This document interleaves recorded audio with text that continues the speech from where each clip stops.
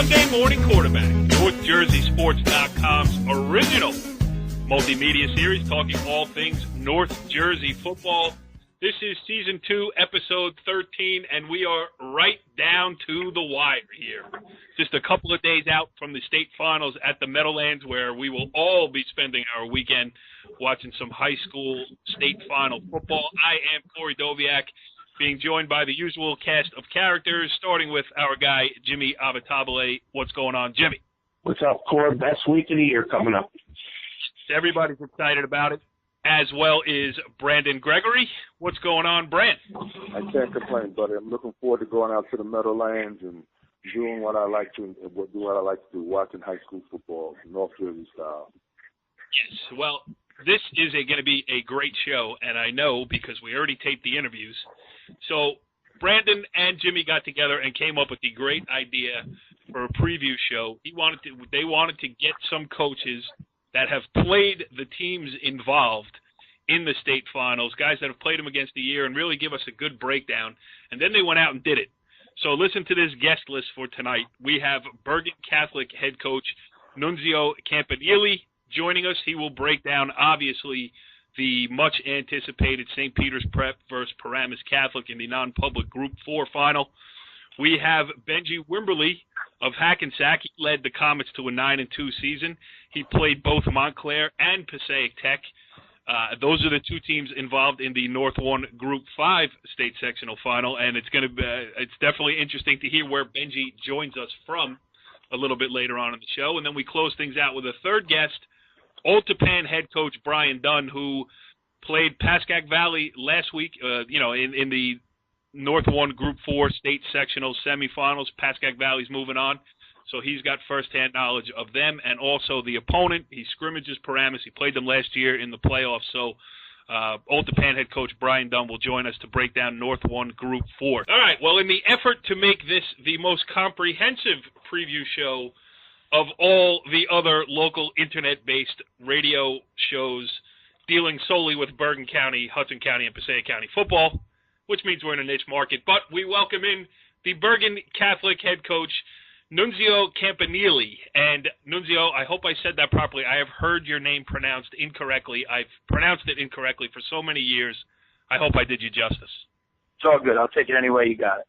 All right. So thank you, first of all, for joining us here on the Monday Morning Quarterback. And before we get into our preview portion, I think we should just take a quick peek back at what was an outstanding Bergen Catholic high school football season. And I just want you to know, of the three guys who are on the line with you, I was the only one to have picked Bergen Catholic to win a state sectional championship. So, well, congratulations on a great season and a great run. Thanks. I'm sorry I let you down there, but our kids did play really well. I was very proud of them, and they really fought hard this year. I thought we got better every week. It was a fun year. Was that, after you lost to St. Peter's Prep the first time, and then you go to Arkansas, was it like, was it the best tonic you could have had to, get out of here for a while? Because the people around here were like, oh, Bergen Catholic, after a rough year last year. Do you feel like that bonding experience kind of turned everything around? I think it helped. I mean, it was actually a really tough trip. We had to fly into St. Louis and then into Oklahoma and drive 2 hours to Arkansas. Probably not the best planning on our part, but our kids really had a lot of resiliency on the trip. They had a lot of resiliency this year, so I think that there was a lot to that. I think that, our kids, we also kind of started to figure out what type of team we were out there. We played a really physical game. We played great defense. We ran the football. And that was kind of the recipe that led to some success for us. And we got away from that a little bit in the Paramus Catholic game. And when we got back to that, we went on a pretty good run. Yeah, I mean, absolutely. The classic, I mean, if you're handed out an award for, game of the year this year, it probably would have been 37-34 win at St. Joe's in double overtime. Then to come back the next week and to beat Bosco. So, I mean, a lot to be proud of moving forward here. And I'm sure you're probably itching for 2015 to arrive, huh? We are. We're the kids are dying to get back to work, but I think we got to do a little bit to make sure we get our seniors squared away and get them moving on to college. We got a bunch of great football players there, and we're excited to see what they do in the future. All right, Jimmy, do you have anything you want to ask before we get into the preview portion? No, just, obviously I know Nunzio a long time and, an outstanding job. And you talk about a team being resilient. Halftime of the DePaul game, you're down obviously late to St. Joe's, and then you're down 3-0 to Bosco. All 3 games, maybe last year, you find a way to lose. This year, obviously you found a way to win them. What do you think the difference was in those 3 games? I think that we had great senior leadership. Our kids really, really believed in what we were doing. They were really, they cared about each other. They played hard all the way through, and they practiced really hard. They're just resilient guys. I mean, really the first 6 games we won, I think we were losing in every one of those games. And, so I think that when we found an identity, our identity was in that we believed in team. It was all about team. They played really hard for each other, and I think they really enjoyed each other's success. I think that's a great recipe for a team. And that's really, we weren't the most talented team, definitely not the most talented team in our league. And I think that our kids took a lot of pride in playing together, and it definitely helped us. Brand?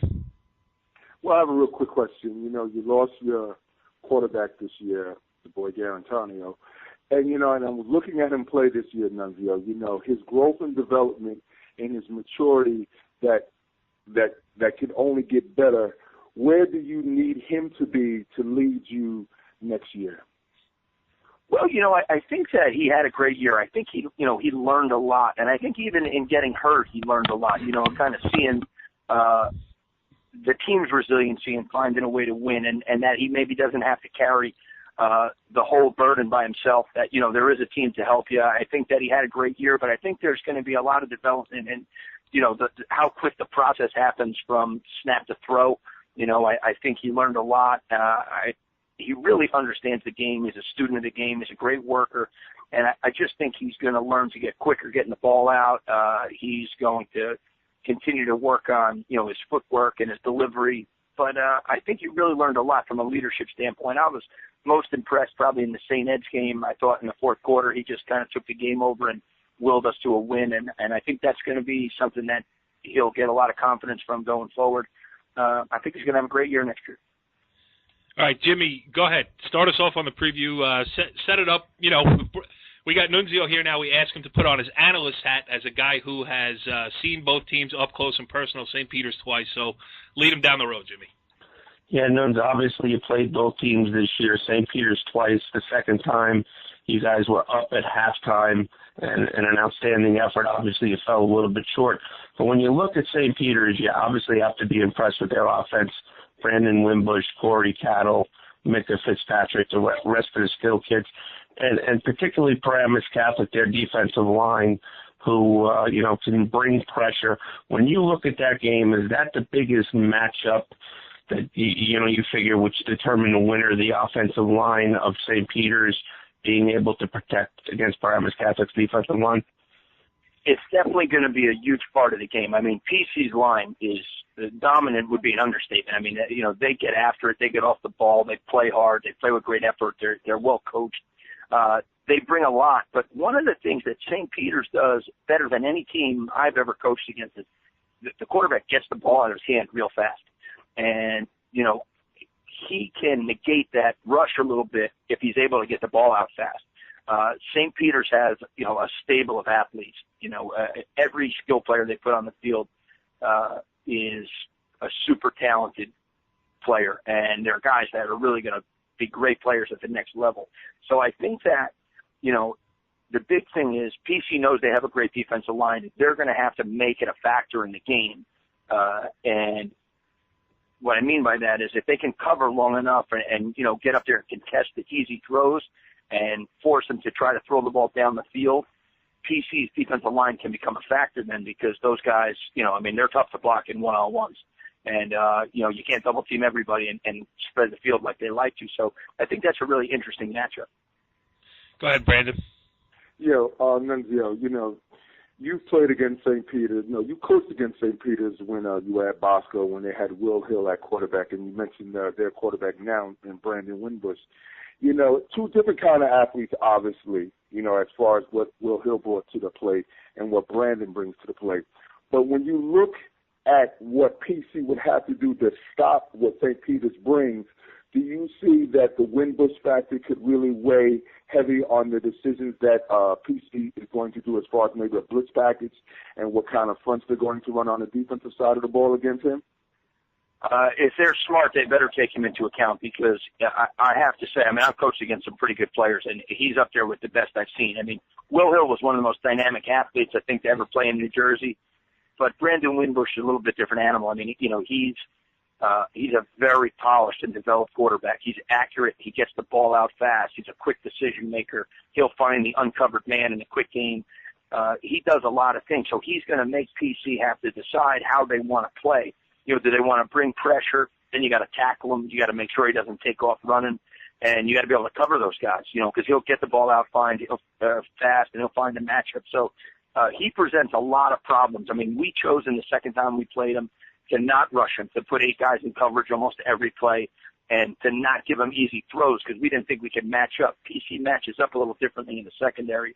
They've got some really good players over there, and I think that it's a really, really interesting matchup. I'm really excited to see the game.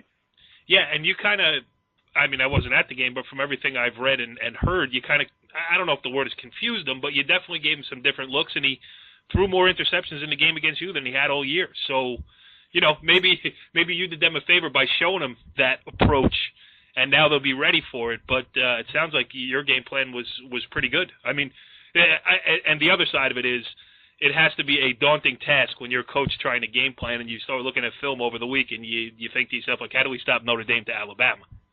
Yeah, well, that's probably, I think the two biggest things that are really tough about St. Peter's, because what they did in the second half was, they just created some matchups.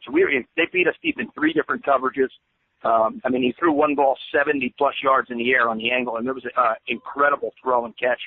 And on a 3rd and 19, we were in like 4 across quarters coverage, and you would think like they have no chance of completing this ball, and he completed it. I think one of the things that is interesting with them is while Minkah Fitzpatrick is one of the best players in the state, their 4 other athletes on the field are really tough matchups. Now PC has some guys that can contest that, so it does become a pretty interesting chess match because of those other 4 players. Go ahead, Jimmy. You got another one? Yeah, just one more, Nunzio. St. Peter's historically has been a power-running football team, and it seems that obviously with the great quarterback they have, they've gone away from it. I know they threw the ball, over 40 times against you the other night. Do you think they should attempt to run the ball a little bit against Paramus Catholic, maybe some draws, some quarterback draws and stuff, just to slow down that pass rush? Yeah, probably. I mean, they have a good draw game, but they're going to have a hard time lining up and blocking those guys. I mean, St. Peter's pretty good up front, but Paramus Catholic on defense, they're hard to block, and they're going to give them a really hard time to run the football. I mean, they're going to have to throw the ball. They're going to have to run it through the air with the bubbles and the quick screens, break some tackles, and I think a lot of it will depend on how PC decides to play them. If they want to go after them, then they may be able to make some plays in the draws. If not, they're going to have to run the ball through the air because they're going to have a hard time running against them. I mean, they're a dynamic front. And Nunzio, we'd be remiss before we let you out of here. I mean, there is another game on the schedule at MetLife Stadium, that Saturday morning game, 10 a.m. Your brother coaching Westwood against Waldwick there. How much is he talking to you? Are you helping him out? How does the Campanile family play this on a state final week when, your season ended a week ago and his is still going on? He doesn't need too much help from me. I think I could use a little help from him, to be honest. He's got it rolling pretty good over there. But, the truth is, he really, obviously I think that's going to be a great game. I think they're the only 2 undefeated teams left in Bergen County. And I could be wrong about that, but I think I'm right. It's going to be a great matchup, but, Westwood's got a lot of weapons. They're very well coached, and they're excellent in all 3 phases of the game. I mean, they're going to be a tough out. They're going to be really hard to beat because they have a lot of tough matchups. I mean, 2 talented quarterbacks. They're the receivers, arguably one of the 2 or 3 best players in the state. The kid Gallagher's a great player, and they swarm to the ball on defense. So I think if they can make Waldwick one-dimensional, it's going to be, it could be tough for them. If they can get ahead, Westwood can get ahead, it's going to be tough for Waldwick to keep pace. If Waldwick can make it a slugfest and stay in the game, then it'll be a great game right down to the end. You don't call Nolan Borgeson the one that got away by any chance, do you? Oh, by no means. We've actually, it's scary, but we've had a lot of players from Westwood and Washington Township, so I can't imagine how good they'd be if they had some of those guys, like the Feaster brothers and, Hunter Ordicanian played for us this year, really a bunch of guys, Anthony Lighthouser. So they'd be pretty darn good if they had those guys, but they're just kind of Catholic school kids, and the Feaster families, they're Bergen Catholic people. Their dad was a great player at Bergen, so but those are tough losses because they're great players. Brandon, you got another one before we let the coach go? Yeah, real quick, and then I'll make mine just kind of short. You had mentioned the point of attack. In talking with Jimmy during the course of the year, we talked more about what the offensive line and defensive line does.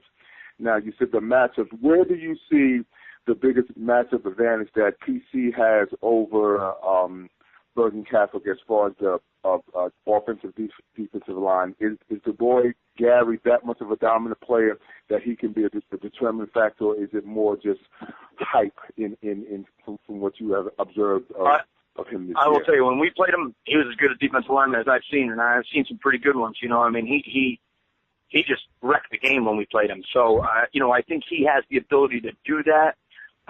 If they, like I said, if Paramus Catholic can take the quick throws away, Rashawn Garrett can really, really impact the game because he's a dominant player. The kid Figueroa inside, I think, is an excellent player too. He's got a chance to really impact the game. So those are places where PC can win matchups if they can defend the quick game. The other thing that PC has to do is they have to control the football. They may be able to run the ball. If they can, I think St. Peter's is underrated on defense. I think they have a real good defense, and that's really where PC has to make their money. I think they have to be able to run the football, control the tempo, and create some big plays on offense. If they can keep St. Peter's off the field, they'll keep them at a rhythm. If St. Peter's is in rhythm, it's going to be a tough day. Nunzio, your enthusiasm is infectious. It sounds. Did you have fun this year? I know coming off the tough season, and I don't know how much you listen to what goes on in the stands or on the internet or any of these other places, but certainly you knew there was some restlessness going on over there in Oradell. You changed everything around this year. You had a great season. You gave them every reason to look forward to, right down to the last week of the season. So, how much of a difference was it for you? Have you been able to take a deep breath and realize that, when you look back at it now, like, wow, that was fun, let's do it again? I told our kids when the season was over, while I was disappointed that we didn't make it the whole way, I probably never had more fun coaching football, and that was so much because of our kids. We had a great team, regardless of record or anything else, we had a great team. Our kids really cared about each other. They bought into the ideals that we preach every day.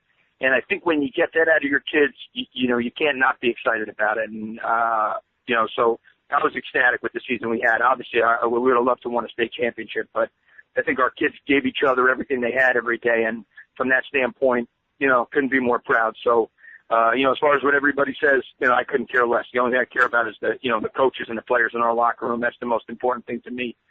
We have a great student body. Those kids were so excited every week. They showed up to everything, no matter what the score. And I think when you have that type of environment, you can't help but look forward to the next year. So we're pretty pumped up about the year coming up. But, they got a little time, and then we'll get back to work in about a month. Well, you got me all pumped up, and I'm picking you again next year to win a state championship. I don't care. You're my pick. I say it here now. So it's going to be a good pick. Nunzio Campanile, the head coach of the Bergen Catholic Crusaders, kind enough to join us here on the Monday Morning Quarterback on NorthJerseySports.com. We really do appreciate the time and enjoy the weekend of football as the rest of us will as well. Thanks, guys. Have a great weekend. All right, gentlemen. Well, next up on the coaching/analyst train is Hackensack head coach Benjie Wimberly, kind enough to join us. We are taking time away from, sounds like a succulent meal he is about to enjoy. So, Coach, pardon the interruption, but thanks for joining us here on the Monday Morning Quarterback. No problem. Yeah, well, we first of all, we should say before we get you for your allotted task, which is to help us break down the North 1 Group 5 state final, we should mention the season that Hackensack had. Unbelievable, 9-2. You're, a tough loss against Montclair in the sectional semis, but you gave them everything you could handle. So, quickly, if you could, the state of Hackensack football as you look back at it. just a couple of days after beating Teaneck on Thanksgiving? I mean, I think we're definitely on the upswing. I mean, we are in our third year there with the program. We've gone from 5-5, where we did win a league championship, 6-4 last year, 2 early exits from the state playoffs, and then this year we win a playoff game and probably improved in every aspect of the game, from offense, defense, to special teams, with a lot of major replacements. Go ahead, Brandon. Coach, thank you for coming on. The idea for the show was something that Corey, I, and Jimmy were going back and forth, and I thought this would be a good idea to have the coaches. Like you said, we have Nunzio on earlier, and then we're going to finish off with Brian Dunn and you in the middle of the show. Now, like we said, you played both teams, Passaic County Tech and Montclair. And when you look at Passaic County Tech, their defense seems to be very, very good. With Drew Lindsay at linebacker, the boy Todd Drysdale at defensive tackle, and another one in their linebacker, Jeremy Gray. And Montclair, obviously, with with Elijah Robinson playing quarterback, they have great athletes too. Which team, in your opinion, has the advantage on either side of the ball? I think it's a very evenly matched game. I think a lot of people in the state of New Jersey are going to be surprised how good Passaic County Tech is. One is, I think Passaic County Tech X factor is Drew Lindsay. This kid, not a lot of ink statewide, probably not heavily recruited as a lot of other guys, that you hear about in the state of New Jersey. But this kid plays sideline to sideline, and he plays for 48 minutes. He could be somebody who could actually, I can't say he will stop Elijah Robinson, but he can have an impact in slowing him down.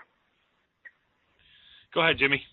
Hey, Coach, first of all, congratulations on a super season, 9-2.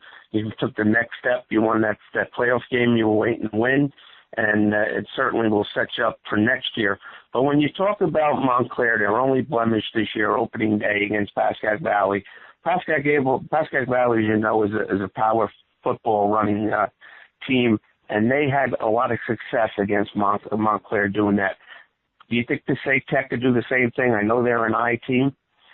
I think it's a lot. I mean, Passaic County Tech is it's very consistent what they do. I think the plus that Passaic County Tech brings to the table that maybe Pascack Valley and a lot of other teams didn't have is Zaire Weaver at quarterback.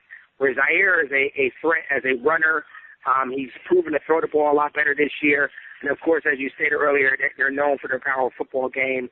With Dolson, and you get the Rand kid running the ball. I think that could be a major factor, that they can stick to their game plan, not stray away from what's gotten them to this point. And I think they can move the ball against Montclair. Coach, just looking at your schedule, I mean, the lone 2 losses this year were against the 2 teams that are playing in the state sectional final. So obviously you took care of business against, teams that you were maybe a pick-em game or teams that you were favored against. When you look at the 2 teams that you did lose to, I mean, where does Hackensack need to go to make up that difference? Like, where was the difference between you and getting to that level of being in the Meadowlands playing for a state championship? Well, we've already, as coaches, we start evaluating Friday morning where we're going, and probably the one firepower of a player like that some guy who can take it 80 yards on a kickoff, on a punt return, on an interception, or a touchdown pass. We just have a lot of, big plays. Now, coach teams where, we get out and we score real quick. This team, we earned every touchdown that we got. I think our longest touchdown run was 41 yards by a 245-pound running back. Our longest touchdown pass was 45 yards. So we're looking to be a little more explosive, get these kids in the weight room, get them on the track, wrestling, and look for a couple more home run players or guys, which we think we do have in our program already. Brandon, you heard that. He said get him on the track. So I guess the next question is yours. You're a resident track guy. Yes, I'm a big fan of track and wrestling. Yes, okay, there you go. That's what I love to hear. Coach, now that you mentioned, now that Corey and you have mentioned in reference to the wrestling and track and so forth and so on, when I think about your time at Patterson Catholic and all the great athletes that you had there that went to the various schools, one person that stands out to me is Stanley Jackson, the quarterback that went from Patterson Catholic to Ohio State. And when you look at Elijah Robinson, what kind of skill sets do both of those quarterbacks bring? Because I know they were both dual threat quarterbacks, but I would just think that I just think that Stanley just had like a bigger arm in comparison to Elijah. But what kind of comparison do those two quarterbacks bring? That is definitely a great comparison. I mean, what I was surprised to see, and obviously I watched Elijah throughout the whole season, and then the play against him was, I was most impressed with his strength. Like, I mean, we hit him. I think we sacked him 6 or 7 times in that game, and he kept getting up. And, there's no finesse about Elijah Robinson. I mean, he sticks his nose in there and he goes. Stanley is the same way because Stanley played linebacker and quarterback and special teams. So, they're throwbacks. So Elijah Robinson probably doesn't throw the ball as well. And that's the area that, we thought we could neutralize him in, and I think we held him to 2 completions. But, I mean, he made up for it at 237 yards of rushing. So, I mean, he's just a throwback football player. And Elijah, if he hasn't been named the Gatorade Player of the Year in the state of New Jersey, I'm sure he will be soon. I mean, he's magnificent, and the comparison to Stanley Jackson is a great one. Like you said, I think Stanley probably is a better, more accurate of a passer. Jimmy, you got one more for the coach before we let him get back to his dinner plate? Absolutely, Coach. We obviously mentioned Elijah Robinson a lot, and there's good reason for that. He's an outstanding player. But Montclair can also run the football with, their power running back, Shaquan Oliver. If you can just talk about him for a minute or two. Well, Shaquan, I think, going into it, I actually saw Shaquan last year when he had his coming out party against Ridgewood. So we knew he was coming back, so he kind of there. But, I mean, Shaquan really didn't hurt us. I think we held him to like 69 yards and 10 carries. I think Coach Ferrari had a great game plan. I'm going to keep the ball in my best player's hands. So, he really wasn't a factor in the game. I mean, when we said we lost, and it's no disrespect to Montclair, we lost to Elijah Robinson. I mean, we knew what tendencies were right, left, middle. We knew every tendency there was, as I'm sure as, many of the opponents knew. But we just couldn't stop him to the point we had to. And, I mean, the killer with us was, we gave up 10 points in a minute right before the half. So, I think that was the difference. If there's one thing I would say is I think, you can't sleep on Oliver because if you concentrate on him, Oliver could, hurt you as he did Ridgewood last year in the state final. As Brandon was bringing up the old days there, I just went back through the NorthJerseySports.com archives and I picked out a story from Saturday, October 25th, 2003, when you had a kid named Victor Cruz on your team and you beat Glen Rock 21-10 on a Saturday afternoon in an old PPSL matchup in Glen Rock. So, you've been doing it for a long time, and it looks like you got Hackensack turned in the right direction here. And I always say it when it comes to any sport. Brandon and I have this conversation. Bergen County sports are better when Hackensack is good, when Teaneck is good, when Englewood is good.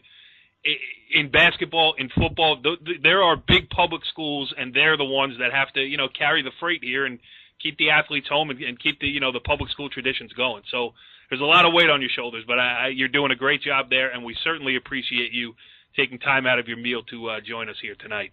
Not a problem. It's my birthday, so actually Victor just walked in. We're just having a little dinner with the family. So, the guys of some of the Hackensack guys are here also, so we'll be talking about this game, I'm sure, for the rest of the night over dinner. All right. If we had some better planning, we would have asked you to hand the phone to Victor Cruz, but we'll do that next year on your, what is it going to be, your 35th birthday next year, right, Coach? There you go. Yeah. Coach Benjie Wimberly, the Hackensack head coach, thanks for joining us again, and enjoy your birthday meal over there. All right, thank you. Thank you, guys. Thanks for having me. All right, well, our last honored guest of the evening is Old Tappan head coach Brian Dunn, and before we get into, he's going to break it down for us. There's no doubt about it. The guy is one of the best football coaches in all of North Jersey. But the first question that I have for Coach Dunn. Now, Coach, I texted you last week before the Pascack Valley game. I thought it would be nice to have you on, little preview, little pub for the home team. My daughter is in the school system. She is a student of Peter Dunn over there in the history department. And you said okay, and then you never called me back. And then for this week, I sent another text with our great idea here of using coaches who have played the teams, the principals involved in the state finals, to get them on the show here and really break down these games coming up this weekend. I send you a text, and I hear nothing. Then my boy Brandon Gregory gives you one text, and all of a sudden you come running anything you need. What's going on, Bri? Do you really want an answer for that? Didn't you just answer your own question? You can text me as much as you want. If Brandon calls, I answer. That's like, that's whatever. That's a no-brainer right there. I don't think anybody who knows what they're talking about needs an answer for that. All right, can I change my question? Who's going to win the Pascack Valley? Okay. All right, you know what? I'm handing it over. Go ahead, Brandon. Obviously, you know how to handle him better than I do. All I do is play poker with the guy. Go ahead, Brandon. That's right. The Dunn brothers, I love both of them, Brian and Peter. They are their own special brand. But Brian, before you continue, I want to make one more comment. I've gone out after Brian in the last 2 times we played poker together. Now continue. Oh, maybe that's why. Maybe that's why he doesn't want to talk to you. Yeah, On to the matter at hand.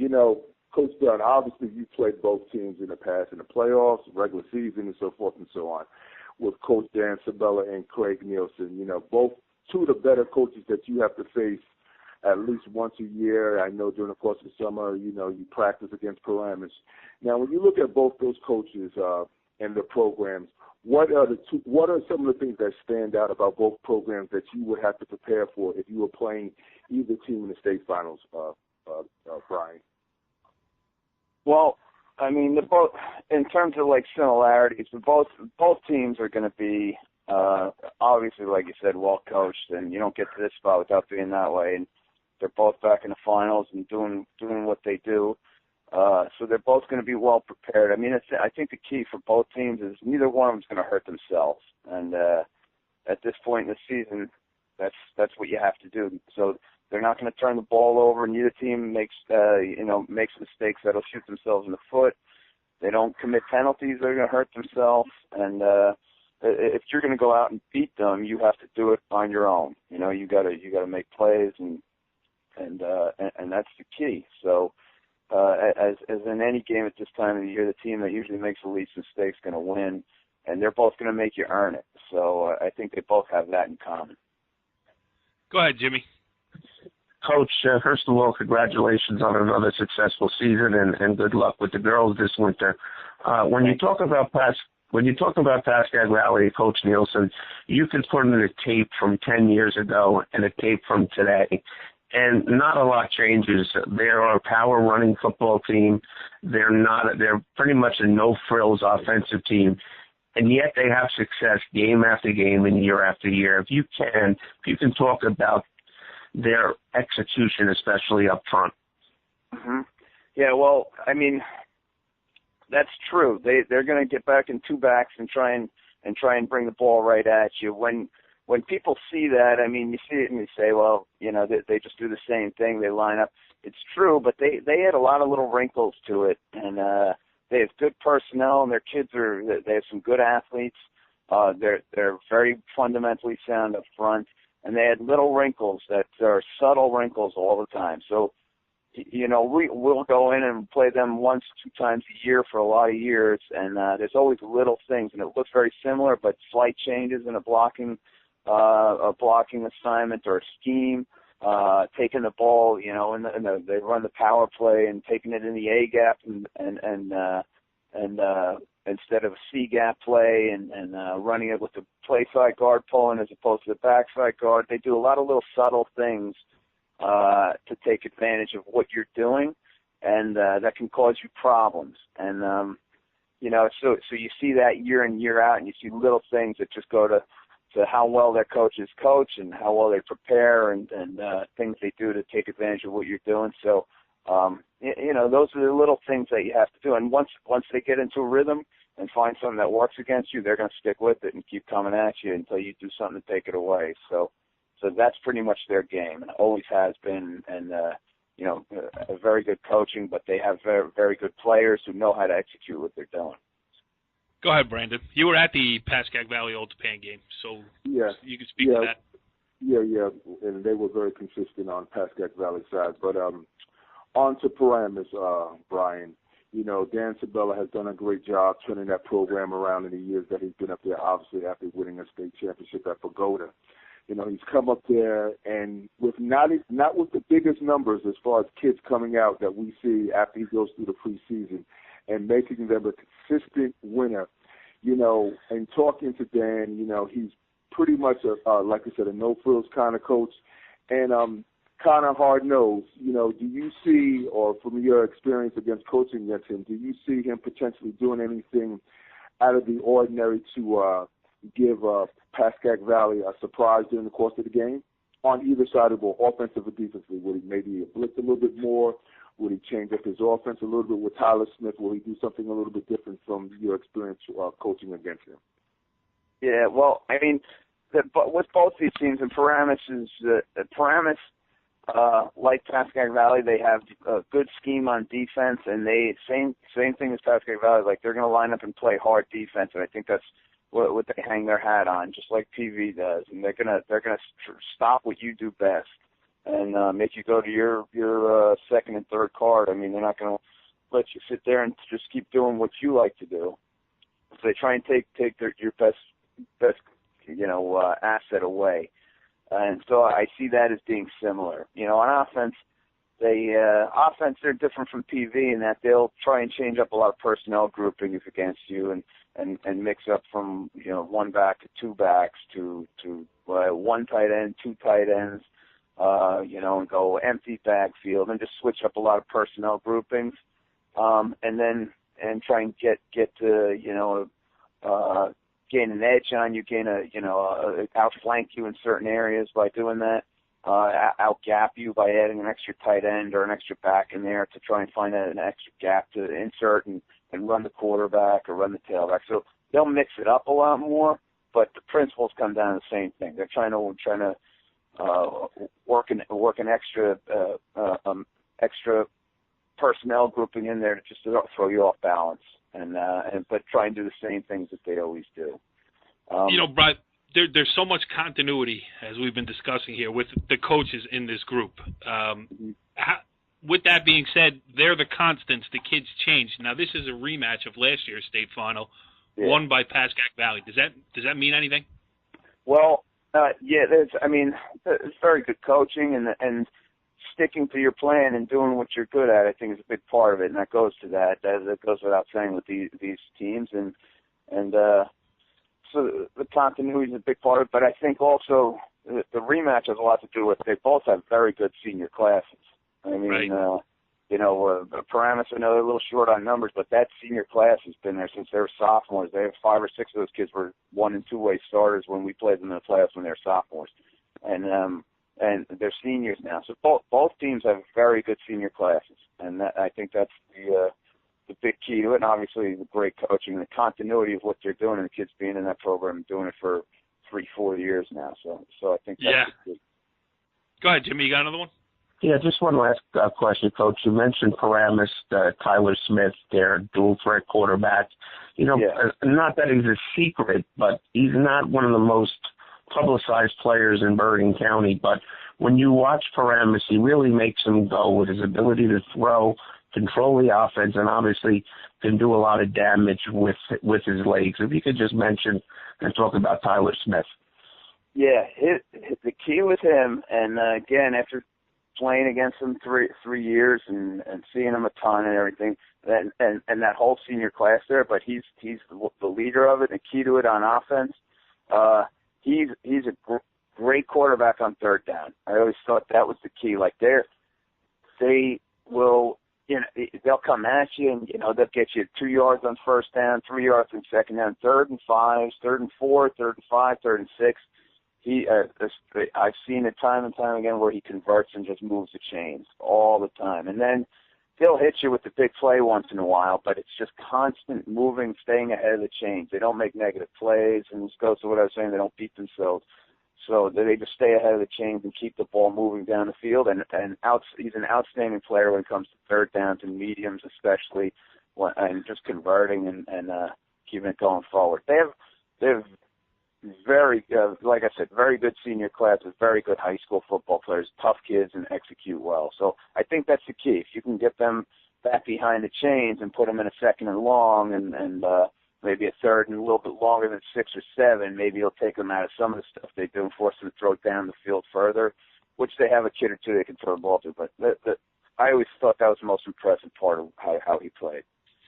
And that's the thing, too, that we lose sight of in the new world of high school football. You know, it's like, this kid's good. Oh, yeah, where's he going? It's not necessarily the case. Yeah, totally. Yep. So, a good high school football player, hey, maybe he's missing a couple inches, maybe he's missing a couple of tenths of a second to get to the next level. Doesn't mean he's not a real good high school football player and should be appreciated as such. Brandon, what do you think we should do with Coach Dunn here? Should we let him go, or you got one more for him? Because I know how he loves to be here answering questions. I mean, he almost calling me every week to get – well, I'm not going to lie, Brian. We appreciate you taking a couple of minutes. Go ahead, Brandon. Yeah. You decide his fate. On the strength of me, Brian, I'm going to let you go because I know that you've had a long, hard day, and then the ending with Corey Doviak is not always the end all be all for everything. So, but on a serious note, this is my last thing I have to ask you, Brian. Now, and watching PV play this year, their offensive line play was fantastic against you at both times. Their point of attack, their center. The center is the key to everything that they do from my observations of what they did against you. He was able to get up on top of the linebacker. He was a good cross blocker. Now, with that being said, do you see that being one of the big advantages that PV could have over Paramus? Because PV's line is a little bit bigger than Paramus's defensive line, Brian. Yeah. Well, yes, the big issue with that, at the center position in particular, like against us, they were able to single team our nose tackle and didn't have to bother double teaming the kid because the center did a great job. So they were sending their guards right up to the linebackers. And, in the way it is now in most of the teams in Group 4, and the teams that we're playing at least, and the teams that we're playing in the playoffs, is almost everybody's playing an odd front with this man lined up right over the center. So if your center is able to single team that guy, and you can just send now you have one less guy, you can send him right up to the linebackers, and that hurts the defense. So he was able to do that, and I think he made a great point. The kid was able to, and has been able to, handle a guy one-on-one. So you don't have to worry about a double team there at the point of attack. It puts an extra linebacker up on extra lineman up on the second level. And for what they do, that just gives you, an extra man advantage at the point of attack. And I think that's a real good point, and that's obviously going to be another issue because Paramus is not a front team, and PV center is going to have to go against them. If they can afford to send one man on the the nose tackle there, then it gives PV an advantage up front. And same deal if you flip it around because the PV is an odd front defense also, and the Paramus' nose center can handle the nose. It's gives everybody an advantage offensively, but that's. It's tough business up there, and it's stuff that a lot of people don't see. But it's tough business up there playing up front and those playing in a phone booth up there with those guys. Now that is analysis. Brian Dunn doing it right. Stuff I never see the center. I'm always just looking to get the picture of when he snaps it to the quarterback, and then I'm looking for the fast guys through the camera. So well, again, it goes to that idea. If you're high school football players, like I said. Who everybody gets concerned about who's getting recruited where. I mean, and nobody sees you have a good high school kid who's, like those old school high school centers, 5'8", 5'9", and 190 pounds. They'll snap the ball, but they're getting quick off the ball and into people. I mean, it makes a huge difference. So. Yeah, it's definitely true. Well, Brian Dunn, a man who did a great job for us here tonight, and sounding like a guy who's bucking for an appearance on Talking Hoops, which begins next week. Brian, that was great stuff. Yeah. I appreciate Call me back when you have the big discussion about the Big North football realignment and everything else. Then we'll get on the phone. Well, we will do that. You know what? That's going to be the year-end wrap. So you keep your phone on, and I'll have Brandon text you because I see how effective. Well, there must be something wrong with my cell phone there. I'll go in the gym and pull him out of girls. No, I'll go in the gym during the middle of one of his games when he's at the highest level of his craziness and say, "We need you on the show tonight." Don't do it at a game that I'm covering because I got to get the senior pictures, and if you take them off, it's going to screw me all up. Oh my God! Yeah. Great stuff. Thanks for joining us on the Monday morning quarterback. All right, guys, you got it. Well, I feel no need to go watch the state finals. Jimmy, I know what's going to happen. After listening to those three guys, I know what's going to happen next week. I tell you what, you couldn't have it written out any better. I mean, outstanding job by those three coaches, and obviously you can tell with their enthusiasm. They're not playing in the game this week, but you could tell they're excited about high school football. Yeah, you go from coach to fan because everybody wants to see how it plays out. Brian Dunn, breaking it down for us. I need you as my heavy. Well, Brian and I have a good relationship, and and he's a good guy. Yeah, and obviously Brian and I don't. Well, I mean, when you play cards against him and you beat him, I wouldn't want to talk to you either. I wouldn't want to deal with you either. So but on a serious note, the guest list that we had tonight were Benjie, obviously Nunzio, and Brian. I don't think you can get three better coaches to break down these state finals and the games that these teams are going to be playing. They know these opponents, so you can't do more. You can't ask for better people, and that's what makes North Jersey Sports Monday Morning Quarterback such a good show. Hey, thank you. Jimmy, one thing before we go here, and it was an interesting point. Now, you could set it up for Brandon because he hasn't he doesn't know what happened. Interesting thing here, the Thanksgiving Day rivalry, should they play it? Should they not play it? Should the state go across the board and eliminate them? Should, all that stuff has been going on. Interesting case this week. Why don't you break it down for Brandon and let's see what he thinks of the situation. Then I'll chip in with my 2 cents. Yeah, well, it actually goes back a couple of weeks ago where you had teams that had already secured their playoff spots and had games and rested starters. And Brandon and myself had gone back and forth about that. Do you play kids? Do you hold them out? And, everybody has a different opinion.